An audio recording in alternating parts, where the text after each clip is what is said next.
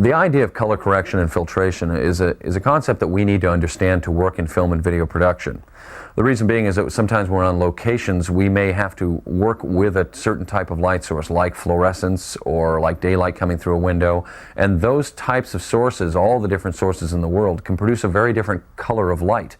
We refer to color temperature or the Kelvin scale and the Kelvin temperature of the light. What that means is the whiteness of the light, how much red, green, and blue is present to make it a very full spectrum light. So sometimes we have what may be a very, very orange light, and we need to alter that and bring that more toward the blue scale if we're working with daylight, for instance. Daylight is a very, very blue color light relative to television, or what we call tungsten lights. So if we're mixing the two, we either need to correct with gels the tungsten light and bring it toward the color of daylight, or correct the color of daylight, this very blue light, and bring it toward the warm orange color of tungsten lights. So we use different gels and filters to correct different types of sources on location, usually, to make these all of these sources mixed together into one very full spectrum of what we'd call white light.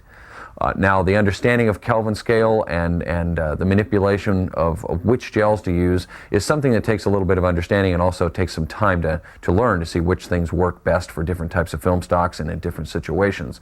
But once you get the concept down, then there are very few situations that you'll find yourself in where you don't know which way to turn. You have an idea of which type of source this is, what color it generally is, and how you need to work with gels and filters to alter that color to get your best effect on location.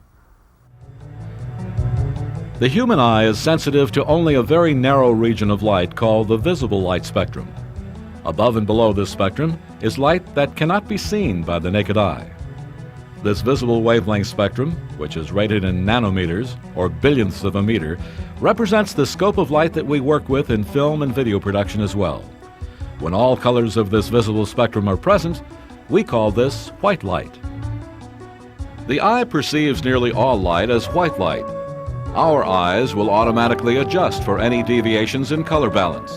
But a video camera or film stock cannot compensate for the lack of any certain color of light. We must compensate through color correction. If we heat a piece of black metal hot enough, it will begin to glow.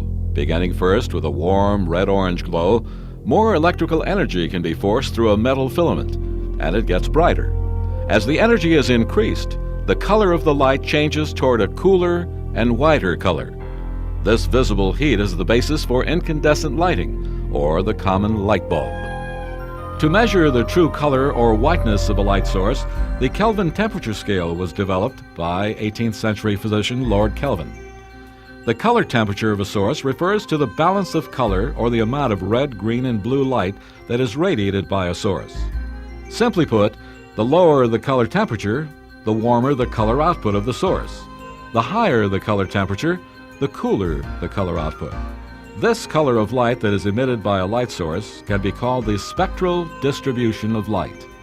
Incandescent sources, such as those used in our home, actually emit a very red-orange color of light, which registers at approximately 2800 degrees Kelvin.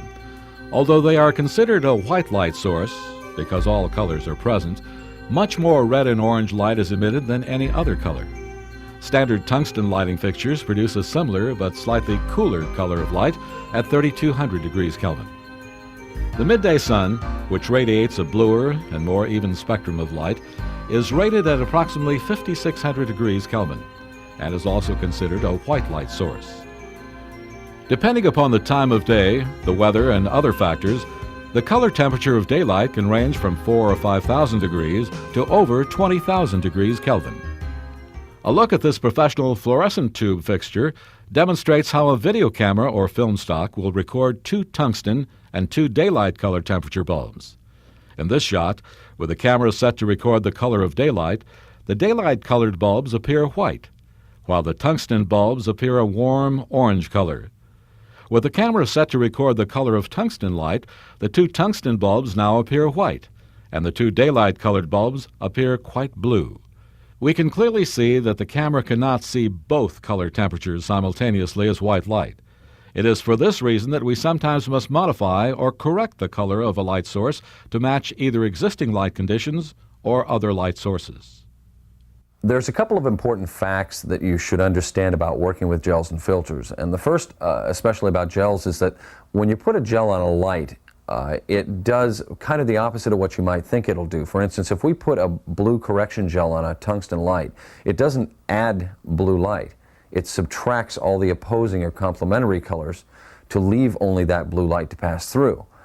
Someone once told me of an analogy of adding a filter to your water faucet at home. You're not adding good water. You're subtracting all the bad, unwanted particles out of that water to make it taste better. So gels and filters do the same thing.